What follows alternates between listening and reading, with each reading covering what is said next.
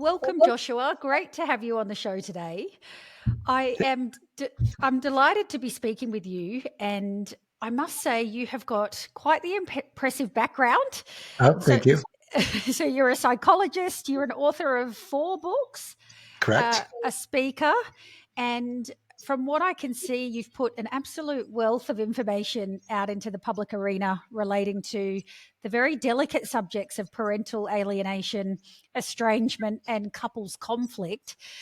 I have many, many questions for you today, but to start us off, can you define parental alienation and explain its impact on blended families? Sure. Well, parental alienation is where one parent overtly or covertly poisons the relationship of the other parent with the children. So that can either be done by misrepresenting the past or the present, or telling the children that that parent doesn't love them, or blocking contact, or in other ways interfering with that relationship. So that's generally what we mean by parental alienation. And some people distinguish between alienation and estrangement. I like to think of estrangement as being the overall catch-all category, because there's many ways that parents and particularly adult children can become cut off from each other. I mean, one is where certainly after divorce, but others is where if the adult child marries somebody that the parents don't like, or the parents or they don't like the parents, that can be a common cause.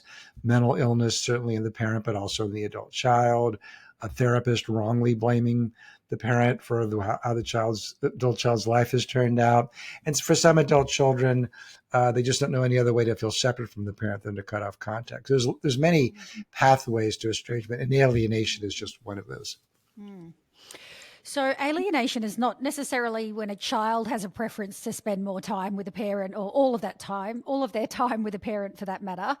It's really about the parent's control in terms of coercing their child to believe that they shouldn't be in contact with the other parent. Right. And that can be done subtly or not subtly. Like a child might say, "Oh, I have this memory of mom or dad," and that parent knowing that that's false, but not correcting it, or making suggestions if things happen that didn't happen. And anything that basically erodes the feelings of trust or love or security with the other parent, I think can be properly considered alienation. Got it.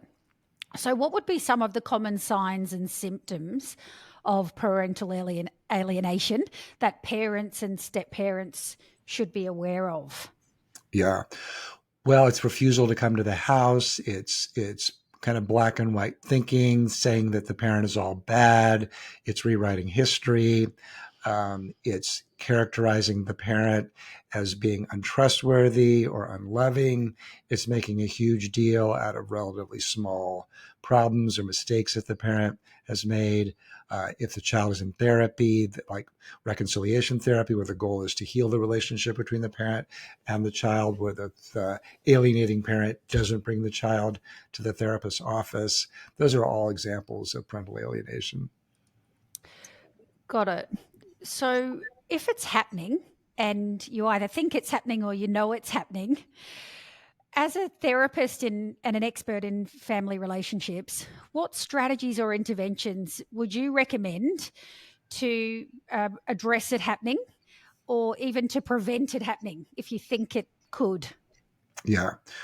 Well, one of the things is to make sure that you have a good lawyer, because if you get divorced and you've got your ex is really motivated to poison your relationships with your children, often there's not a lot you can do about it, particularly if you're not the custodial parent. I don't know how it works in Australia, but here, it's easy for one parent to get most of the custody, and that parent just generally has less power and less authority, and less ability to kind of influence the child's mind and thoughts and feelings.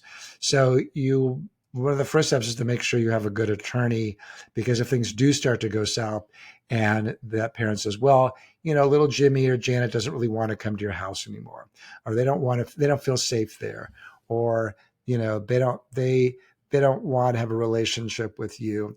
If the parent doesn't have some kind of legal authority to make those visitations happen, or to compel the child to be in family therapy with that alienated parent, then the parent doesn't have very much power. So that's one thing. Another is to make sure that you don't get pulled into the weeds if you're the parent who's being lied about. So if your kid comes over and says, well, mom said you never paid child support, or mom said you used to have affairs on her all the time, or dad says that you were always yelling at us when we were little, and I'm starting to remember that, or whatever. Mm. It's tempting to defend yourself angrily and aggressively, but you always want to keep your child's well-being in mind. So you might say, oh, what was that like to hear that? What did you feel hearing that? That must have been really upsetting. Well, is that true? You say, no, it's not sure. I'm not sure why mom or dad is saying that. Let me talk to them. But I'm more concerned about what it felt like for you. And if it's something concrete like child support, you might say, well, I can show you the checks if you like. I don't know if that would be Mm. helpful. But the main thing is to not get all enraged and upset. And, that's so typical of your mother or your father. I can't believe they said that, because now your child has, now he's got two parents that's upset and mad, and children feel very loyal to their parents. So they often will Mm. choose one parent over the other if they get caught in a loyalty battle. So you don't want to put your child into that position. It's bad for them. And it also doesn't position you as being kind of trustworthy. You want to, you know, the analogy that I often uses, you want to sort of think of yourself as being like a lighthouse that's on the shore, and your child's being kind of pushed up and down way out to sea by the waves, and periodically they can, surface and see where you are, and then they're going to get pushed down again by the other parents' brainwashing or negativity or criticisms or etc. And so by being the lighthouse, I mean by being steady, loving, compassionate, not getting into the weeds, keeping your child's best interest in mind. I think those are the main principles that are useful for children. Mm. That's good advice. And I think the examples you gave there would be resonating with many people listening to this. I think Yeah. they're very, very real examples. And Yeah. it takes that certain level of self-awareness as a parent in that situation when your blood might be boiling to be the adult and to respond appropriately, like you just described. Right. So I'm assuming that therapy is probably a good idea as well for the parents if they're going through some difficulties hearing things via the child that have been said. Yeah, you need a lot of support if you're on the other end of alienation and you want to read up on it, and either be in therapy, somebody who can kind of keep you from saying the inappropriate things that you're really going to want to say. So I think that's a Mm. really good point. You need a lot of support because it's really hard. It's hard enough to feel like you're losing your child, but to feel like the other parent is orchestrating that it's very provocative. So it's very hard Mm. to respond productively, but you really have to work on responding productively. Mm. And when the children are grown up and they perhaps have a bit more perspective and they've got control to live wherever they choose and they're off doing their own thing in their adult years, in your experience, is there any coming back from parental alienation years down the track? Yeah, there can be. Yeah, certainly. I think a lot of kids who've been alienated do eventually come back. They may realize that the parent who was the alienator was doing something that was really wrong and bad for them. That was a selfish act on their part, or they may just be drawn to the parent who's kind of doing the lighthouse and showing that they're not the person that the other parent was characterized them as being. I mean, that's sort of another good reason to be the lighthouse, is because that's your biggest argument, that you're not this terrible person that the other parent is making you out to be. But a lot of parents do have reconciliations. Part of what's challenging for parents who have been through parental alienation, where the other parent has been lying about them, is that you know they're tempted to defend themselves angrily and aggressively. And if a child, by the time a child is an adult, they believe what they believe, right? If they've been brainwashed, then they believe what they've been brainwashed. So I commonly tell parents, so if your child says, well, you were always so critical of me growing up, and the parent knows that they weren't, you can't just say, no, I wasn't, or, oh, you're a victim of parental alienation, or, your other Mm. parent brainwashed you in that way. You still have to get on the same page as them. So you might say, well, I didn't think of myself as being critical, but maybe I have blind spots. Tell me, what are some of the ways that you felt I was too critical? How would you like me to work on that? Would you be open to doing family therapy with me? In other words, you have to position yourself again as being kind of reasonable, open to criticism, open to feedback, because that's the only way things are going to go forward. You can't, if your child believes what they have been brainwashed to believe, that's their belief system. So you can't just go at it head on. You have to empathize. You have to take responsibility. If you were critical in some ways, even if you don't think it justifies the alienation, should still say, yeah, I guess I was critical in ways. I'm really sorry for that. I'm sorry that, it sounds like that impacted you more than I knew. I mean, in Mm. general, whether your adult child is not talking to you because of alienation, that a parent poisoning you, or because of other things, parents in general still have to show empathy, take responsibility, not blame, not get defensive, not get mad. They have to kind of create the right climate so the child wants to come back. Because once kids are an adult, they don't, nothing obligates a child to be close to a parent beyond whether or not that adult child wants that relationship. So the parent has to make it kind of seem inviting and worthwhile for them to do it. That's right. And thinking about the child and the psychological impacts of this as well, I imagine they can be quite significant if it's happening during your early childhood into your teenage years, and then as an adult it might still be resurfacing. Yeah. So, uh, uh, is it worthwhile in situations where there is parental alienation taking place for the child to be seeking therapy as well? Yeah, well, for smaller children, the danger of individual therapy, I'm a bigger fan of family therapy than individual therapy, because the danger is that, the average child therapist is going to support the child. And if they say, oh, well, my mom's so mean or my dad's so mean, and they don't really have the other parent involved to really serve as a corrective to that, or to really work with helping that parent with their behavior, it can actually make the alienation even worse, because now you've got another adult who's supporting that mom or dad is terrible, and it doesn't really move things more towards reconciliation. So I'm not a huge fan of the child being in therapy unless it's a therapist who's also doing family therapy along with it and moving things towards reconciliation. That Now there are makes some sense. parents who are too problematic. Parents say who molested the children, who was physically abusive, who's an out of control addict or alcoholic. And in that situation, the child may not want to be with mom or dad because they're just too dangerous. So, in those situations, it's understandable if the child wouldn't want to be close to the parent. But I think even there, parents should be helped and not just treated as pariahs. They should still be given, therapy and an opportunity to work with the child, and increased education about how their behavior is impacting the child and the relationship with them, et cetera. Hmm. It's such a complex beast, isn't it? It It can is. It's a very be, complex beast. yeah. And I imagine there's really no one size fits all here, and some cases are going to be lifelong, and others potentially not. Right.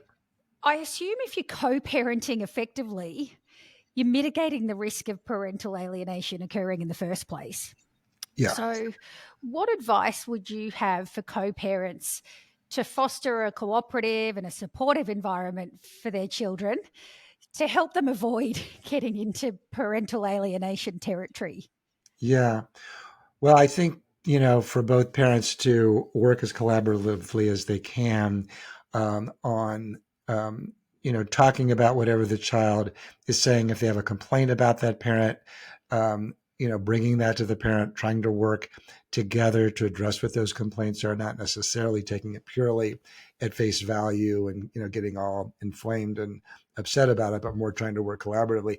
And that's hard for most couples to do, realistically, right? I mean, if most couples could do that, then they might not have been divorced in the first place. I mean, part of the reason people get divorced is that they don't know how to have those kind of engagements and are too tempted to get into the right or wrong, or one person isn't good at it. So, and even when parents work collaboratively, it's still no guarantee that the child won't at some point later in life choose one parent over the other. So parents can't completely make themselves immune from a later alienation or estrangement, rather. I mean, even if there's not active alienation, there still may be an estrangement later. But the more parents can sort of show that they don't need the child to ally with them, they're not doing them any service by throwing the other parent under the bus, that's, which is also, I mean, I'm divorced and remarried. I remember when my child was little, from my first marriage, I would, it's not like it's not pleasurable to hear your child complain about the other parent. I mean, we all want to feel like we're the preferred ideal parent. So it takes a certain amount of discipline not to, kind of go, yeah, I know what you mean. That's why I left. Whatever. So, Yeah. so it takes a lot of discipline and restraint, but it's important to do it for the sake of your child. Absolutely. Yeah. And based on your research and the work that you've done with families, have you got some success stories or Sure. any examples where uh, parental alienation has been addressed effectively, or we've had a positive outcome on the other side? Yeah, I've worked with a few families where one of the parents acknowledged that they were alienating the other child and worked with that parent to try to heal that, to take responsibility, which I can't say it happens a lot, but I was impressed that the parent did acknowledge that and kind of face it. And I think if you have done that and you've been an alienating parent, and if you can actually do that, it's better for everybody, if you can. But often it happens from the parent taking responsibility. I mean, one of the big things I encourage parents to do is to write a letter of amends where they find the kernel, if not the bushel of truth in the child's complaints, where they don't complain about the other parent, where they just take responsibility and show empathy and compassion for the child. To me, that's sort of the biggest single thing that a parent can do to heal the distance between themselves and a child. Hmm. And would you typically send that letter or read it out to the child, or it doesn't really matter as long as you're taking the time to think carefully about the words? Yeah, I generally recommend an email or a text. Typically, the parents who, by the time they reach me, the child probably isn't even talking to them. So usually it's going to be over email or text. But Got But it. yeah, that's typically the best thing to do. Those are hard letters to write though too, because it's tempting for parents to be defensive or to say, "Well, if I did anything that hurt you," rather than just facing the way that they were problematic or the things that they did, etc. But that's really the best pathway to potential reconciliation. Hmm. And for someone who's wanting to learn more about alienation, estrangement, where's the best place for them to go to do that? Well, there's different people who write about that. I mean, I certainly write about it. They can check out my website. Amy Baker in the U.S. has done a lot of research on that. Um, Trying to think of other people. There's a parental alienation study group in the U.S. They have also produced articles. So I think those are some of the best places to begin to look. Fantastic. Yeah. And if listeners are keen to connect with you directly, Joshua, what's the best way for them to do that? Uh, Through my website, www.drjoshuacoleman.com. That's drjoshuacoleman.com. They can either email me there. I have an ongoing webinar series for estranged and alienated parents. I also have a free Q&A that I do every other Monday. It's at 11:30 Pacific. I don't know what that is in Australia. I think that's quite early in the morning here, but Well, they can yeah, post a question and listen to the replay later. So that's always an option. definitely, Yeah. definitely. Very good. Well, it's just been wonderful chatting with you, Joshua. I really appreciate the time you've taken to Yeah, share you your as well. Thanks. insights. Thanks so much for having me on. Oh, thank you. No doubt it will be extremely valuable for some of our listeners. So, once again, really appreciate your time. Yeah, hope so. Thanks so much for having me.